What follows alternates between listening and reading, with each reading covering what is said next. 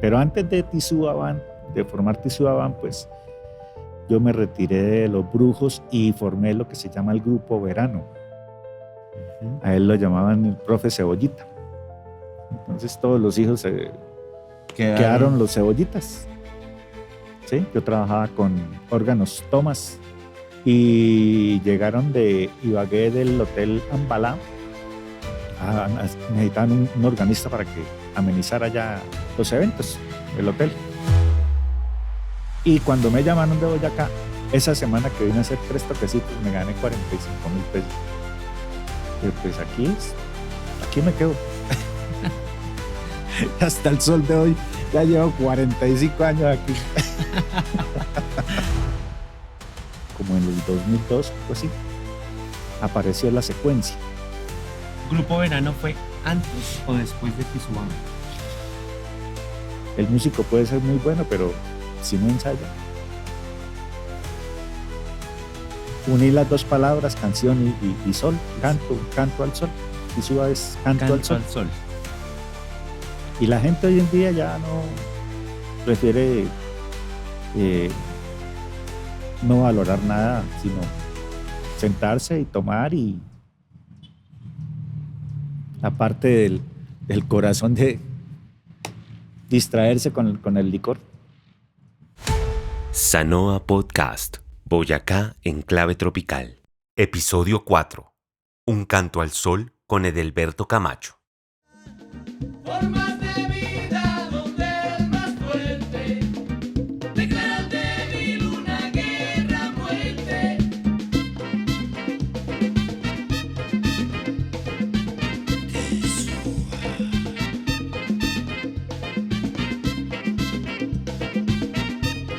Escúchalo en Spotify. El día de hoy tenemos la oportunidad de conversar junto a una de las leyendas de la música tropical en Boyacá. La marca que ha dejado huella está muy ligada a la tierra del sol y del acero. Y es muy famoso escuchar que cuando se menciona a Sogamoso y a orquestas de esta ciudad, se hable de Tizúa Band y el maestro Edelberto Camacho. Maestro, bienvenido. Muchas gracias, Daniel. Sí, claro, cómo no. La orquesta Tizúa Band de Sogamoso, nació en Sogamoso. Yo feliz de tener la oportunidad de que nos haya abierto un espacio en su agenda, maestro, el día de hoy. Maestro, yo me para siento conversar. muy feliz también con usted. Gracias por esta invitación. Maestro, me gustaría que comenzáramos hablando de esos momentos anteriores a la llegada a Boyacá, de cómo es esa conexión del maestro Cebollita con la música. Bueno, pues mis raíces son santanderianas, ¿no? Yo llegué más o menos en el año 1980 aquí a Boyacá. Y la música se aprendió en Santander. En Santander, sí. Aquí vine a integrar a Los Brujos de Colombia. Maestro. Después pasé a formar mi propia orquesta, ¿no? Pero antes de Tizúa Band, de formar Tizúa Band, pues yo me retiré de Los Brujos y formé lo que se llama el Grupo Verano. Entiendo, maestro. Y ya con el Grupo Verano, entonces fuimos agregándole una trompeta, un saxofón, un trombón, una batería, una esconda. Y así se fue agrandando hasta que ya se formó la orquesta y le pusimos el nombre de Tizúa Band, que es un nombre chipcha. ¿Cómo fue antes de que miremos esa etimología del nombre Tizúa? ¿Cómo es esa llegada al piano del maestro? ¿A los cuántos años? Yo empecé muy temprano, como a los 8 años, empecé a tocar piano. A los 12 años ya integraba grupos musicales en Bucaramanga y ya a los 14 ya integré varias orquestas de Bucaramanga, como son la Gran Banda, los Licenciados, los Masters de Colombia. Los Masters de Colombia, sí, alcancé a escuchar la trayectoria de los Masters, sí, señor. Y lo último fue la orquesta La Tribu en Bucaramanga. La Tribu. Sí. Ya, maestro. Maestro, ¿y era una vena familiar lo que hizo que la música estuviera en su sangre? Mi papá fue profesor del INEM de Bucaramanga de música. Él fue el que me enseñó prácticamente las bases. Y mi hermano, Guillermo, él sí era totalmente musical, jazzista, pianista de orquestas y Y detrás pues venía yo ahí echando mis pinitos. Maestro, hace un momento hablábamos detrás de cámaras de la expresión cebollita con la que fue reconocido como pianista aquí en Boyacá y me decía el maestro que viene de la familia. Cuénteme un poco más de eso. Sí.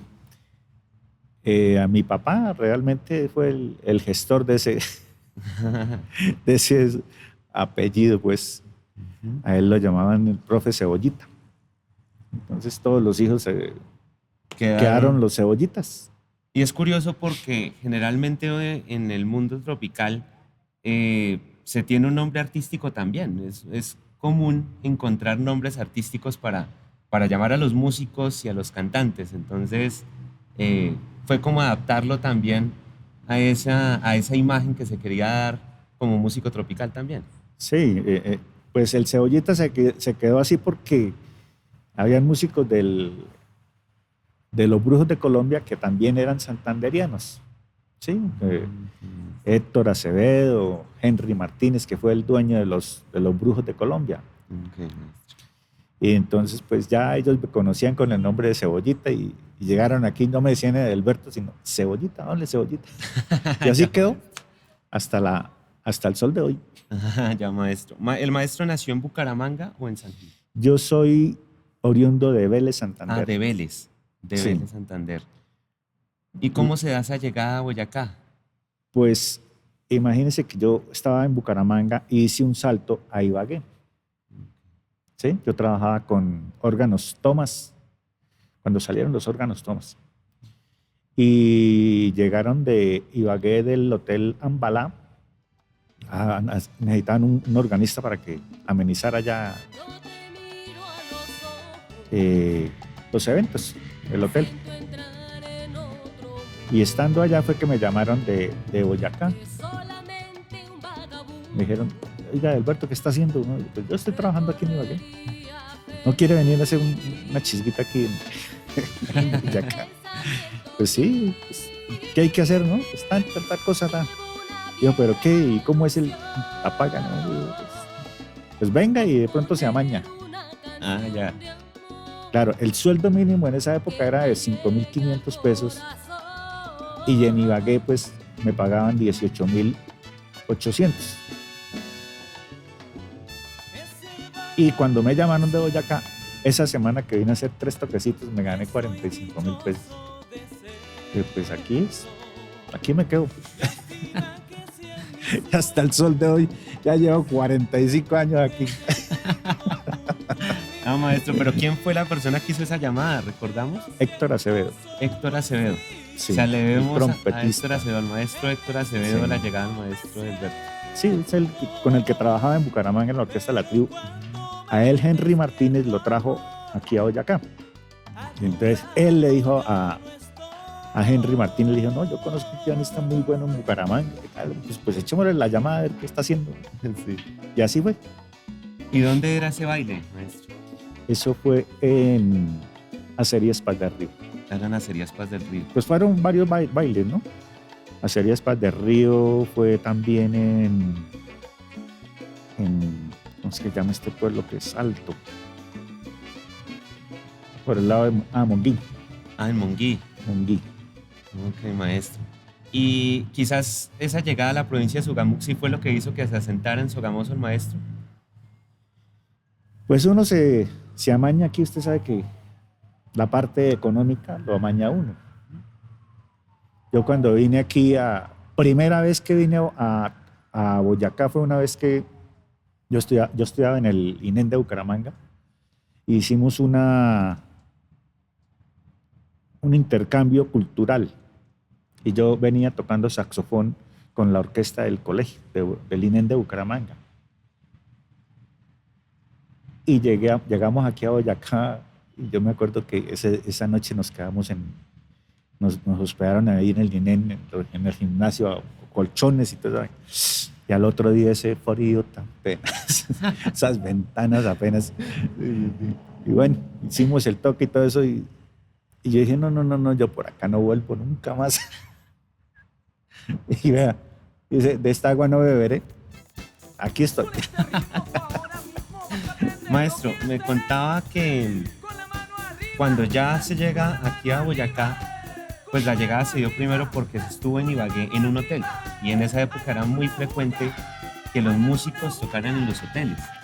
Sí, claro, o sea, la moda era esa, el organista El organista del hotel. del hotel. Entonces el organista tenía que tocar el almuerzo, tenía que tocar la cena y por la nochecita, pues, ahí.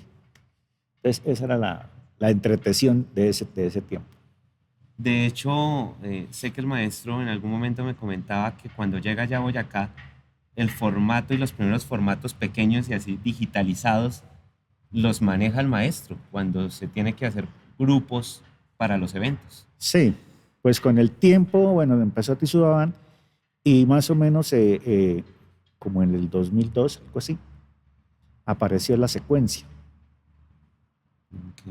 ¿sí? Entonces ya el grupo Verano pues empezó a coger fuerza y las orquestas pues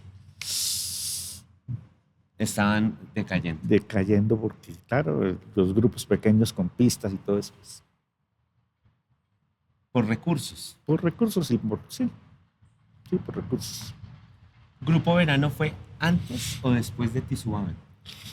El grupo Verano fue antes de Tisuabán, como le decía. Yo me retiré de Los Brujos y empecé a armar el grupo Verano. Pero entonces el grupo Verano empezó con 2, 3 personitas y luego era piano, era cantante, una conga y hacíamos todo así. Cuando llegó la secuencia, eso ya es distinto, No, ok. ¿sí? Porque la secuencia llegó y el grupo Verano pues venía funcionando pero todo en vivo. Ya con secuencia ya fue más adelante. Tocó adaptarlo. Sí. ¿Cómo es la llegada a los Brujos de Colombia, que es una institución de Boyacá también? Como le decía, la llegada a Los Brujos fue por la llamada que me hizo Héctor Acevedo, ¿sí?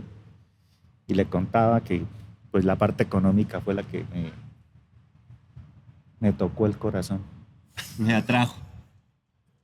Pero la nómina que tenían los Brujos era muy buena. Sí, claro, era una nómina de más o menos como de 15 personas. 15 ¿Y músicos. qué más nombres recordamos de esa época en los Brujos?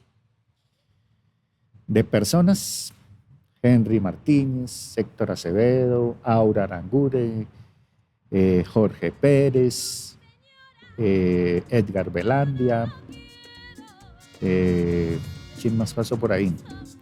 Carlos Sosa, Julio Roberto Rincón,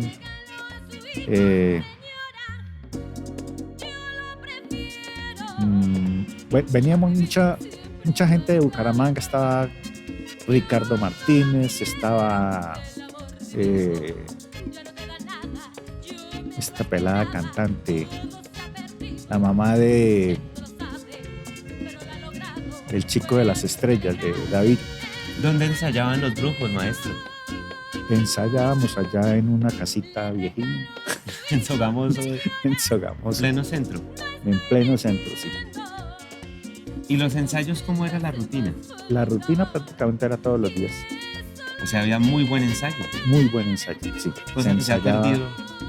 Claro. O sea, usted sabe que el músico puede ser muy bueno, pero si no ensaya, hay cositas que se le quedan, hay cositas de acople. Entre más ensaye, pues más acople. ¿Sí? Todos los días ensayaba. Todos los días ensayaba. Si no era con uno, era con el otro. Y todos los días estaba uno trabajando, haciendo arreglos, haciendo cositas. El maestro hace un momento me hablaba, los Brujos de Colombia, Grupo Verano, y se llega finalmente a esta Tisuá. institución de Boyacá, que es Tisuabán. Tisuá. Hablemos ahora sí del nombre Tisuá, maestro. ¿Por qué Tisuá? Tisuabán, pues, por aquello del nombre de verano, comencé a investigar sobre cómo se decía verano en chipcha. Y no encontré, pero encontré sol, encontré canción. Entonces, uní las dos palabras, canción y sol, canto al sol. Tisuá es canto al sol. Tisuá. Ay, qué bonito, maestro. Sí. ¿Y en qué momento toma la decisión de darle vida a Tizúa? La gente empezó a decir, oiga, maestro, póngale más instrumentos, queremos una orquesta grande.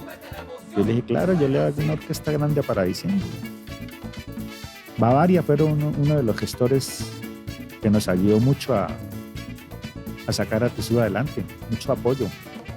La empresa Bavaria nos ayudó mucho, la licorera y la lotería. Fueron empresas que en esa época pues llamaban mucho a la orquesta a trabajar con ellos. La marca Tizúa dejó huella, tanto así que yo tengo en mis manos un álbum de Tizúa Band que dice publicado en 1999 y se denomina Formas de Vida. ¿Cómo nace este álbum, maestro? Había varios amigos, a Alberto Ruge, Quique Cárdenas, ¿sí? Ellos son más o menos los gestores.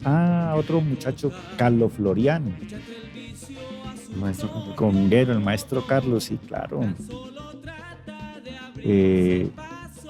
Ellos dijeron, bueno, yo traje la propuesta una vez que viajé a Bucaramanga y dije yo, oiga, hagamos el famoso reencauche.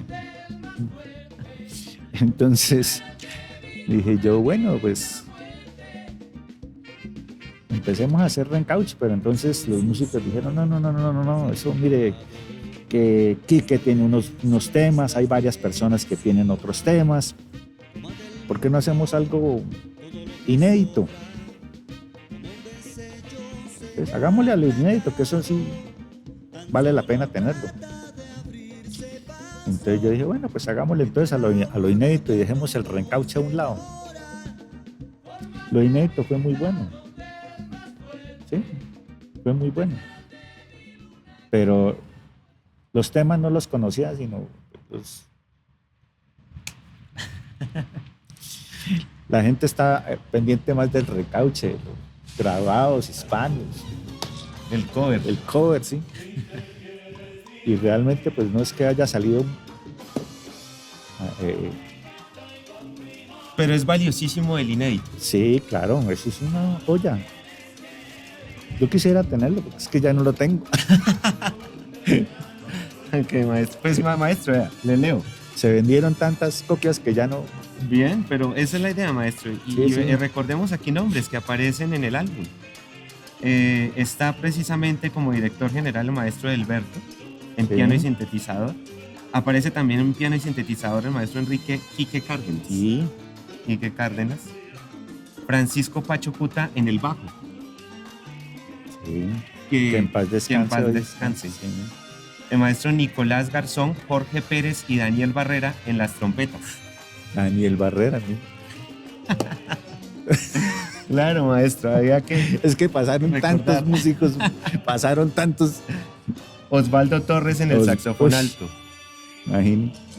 Héctor Paiva en el saxofón tenor. Uy, Didier Gualteros, que en paz que en descanse. paz descanse, batería, timbales y guira. Sí, Charlie Florian en las congas, el maestro Carlos Florian. claro. Edwin Garzón, Uy, bongo, tambora y campana. Aura Nalia Languren. Estaban las voces. Alberto Beto Ruge, Rafael Saavedra, vocalistas. Cebollita Camacho, Quique Cárdenas, Charlie Florian, coros. Y algunos artistas invitados, como Mauricio Guerrero en trompeta y Alexander Mustafa Obregón, percusión. ¿Dónde Una- ensayaba Tizúa, una- maestro? por la carrera 12. Por la carrera 12 entre calles 13 y 14. Carrera 12, entre calles 13 y Sogamoso. 14 en Sogamoso. Sí. En una talabartería que se llamaba Talabartería Medina, o se llama todavía. Y todavía existe la casa. Eso es una casita, ¿no? Pequeñita. Pequeñita, pero sí, había una habitación grande, entonces ahí nos dejaban.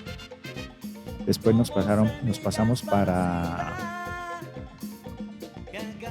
la 14, había una casa una casa grande, con un patio grandísimo. Ahí también estuvimos ensayando. Maestro, ¿y de dónde surge esta carátula que me parece tan bonita? O sea, le cuento una experiencia hace un mes exacto que estábamos en Lima con mi hermano y hablábamos de la importancia que tiene la carátula además de la música. Sí, la carátula, formas de vida, pues como se puede ver allá es una gestación, ¿sí? Unos bichitos allá, unos espermas coronando el óvulo. ¿Sí? ¿Quién le dio el nombre Formas de Vida al álbum, maestro? Quique Cárdenas y Carlos Floriano. Porque hay precisamente uno de las obras, Fusión, se denomina Formas de Vida. Sí. Aquí hay composiciones netamente también de boyacenses que están ahí presentes. Sí. ¿Y esa selección del repertorio cómo fue, maestro? Pues eran los temas que Quique Cárdenas y varios compositores tenían. Entonces fuimos sacando, este sí nos sirve, este no nos sirve, hagamos este. Porque yo veo que los ritmos también que se tienen dicen mucho de la época. Sí. Sí. Veo yo hip hop, son caribeño, fusión. ¿Cómo fue eso, maestro? Pues el son caribeño, pues nosotros hemos alternado con una orquesta que se llamó una orquesta cubana, es que se llamaba los Cuatro de Cuba, creo. Nos tocaban mucho son. ¿Y esos sonidos estaban muy frecuentes No, vea que en la no. época? ¿O cómo fue eso? No, esos a Quique Cárdenas le gustaban mucho las cosas así como extrañas, entonces dije, pues, bueno, vámonos a ver qué pasa. A ver. O sea que Quique Cárdenas, el maestro, fue muy cercano a Tizú. Sí, claro, sí. Pues con él fue que hicimos el álbum de Formas de Vida. Y ese Formas de Vida es de él, creo que es Ese nombre. ese nombre. Bien, maestro.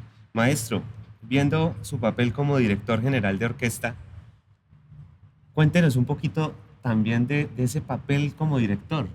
¿Qué retos tiene? ¿Cómo fue en su momento sacar una orquesta adelante? Sí. A ver, en ese tiempo, pues, la tecnología todavía no había llegado. Entonces me tocaba hacer los arreglos a mano. ¿Sí? Los scores, todo a mano. Pues era bastante larguito. O sea, más o menos, para hacer un tema, más o menos se me iban 2 días, prácticamente. O sea que el valor de un arreglo era... Eso no se podía...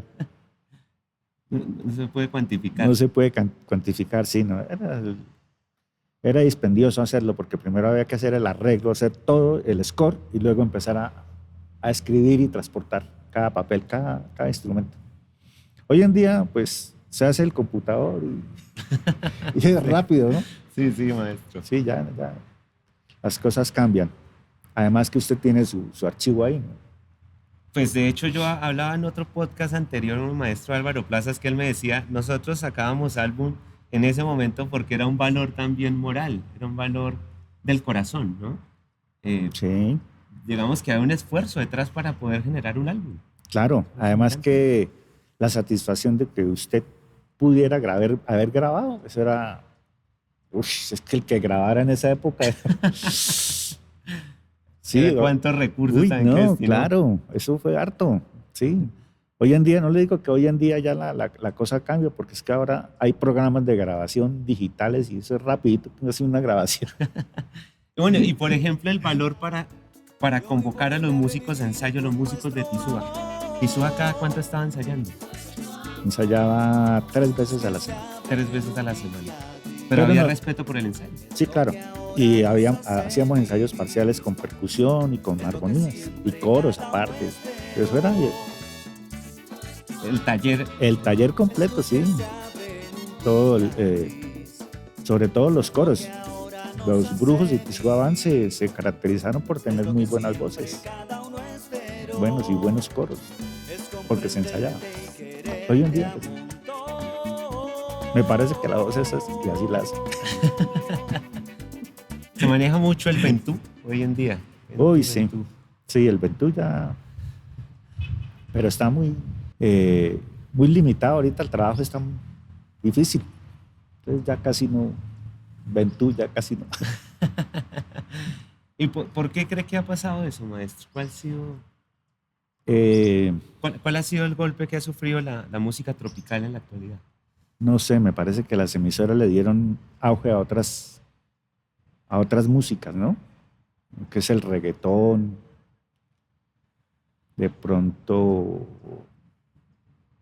la música de carrilera, bueno, el Popular. popular, exacto, sí. Le dieron más trascendencia a esa parte que a la salsa, al merengue, ¿sí? A la música tropical, al porro, la cumbia, todo eso ya pasó a la historia. ¿Y qué perdemos con eso, maestro? Identidad. Se perdió la identidad. Estamos prácticamente a lo que venga de otros lados. Recibimos mucha influencia externa. Sí. Y la gente hoy en día ya no prefiere no valorar nada, sino sentarse y tomar y aparte del corazón de distraerse con el licor. Mucho placer momentáneo. Sí, sí, sí. Ya la música ya no se valora así como antes. Maestro, yo quisiera de verdad seguir esta conversación todo el día, porque hay muchísimo por soy harto. reflexionar. Hay harto. Muchísimo. Sí. Pero, maestro, hablemosle a esas nuevas generaciones que están abriéndose paso en la música hecha a mano. ¿Cuál es ese consejo desde la experiencia de lo musical? Bueno,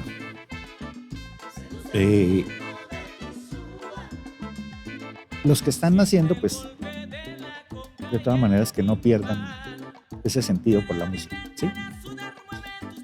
De todas maneras, la parte de la composición es bastante importante, ¿sí? Que no se peguen a lo extranjero, que hagan cosas nuevas, ¿sí?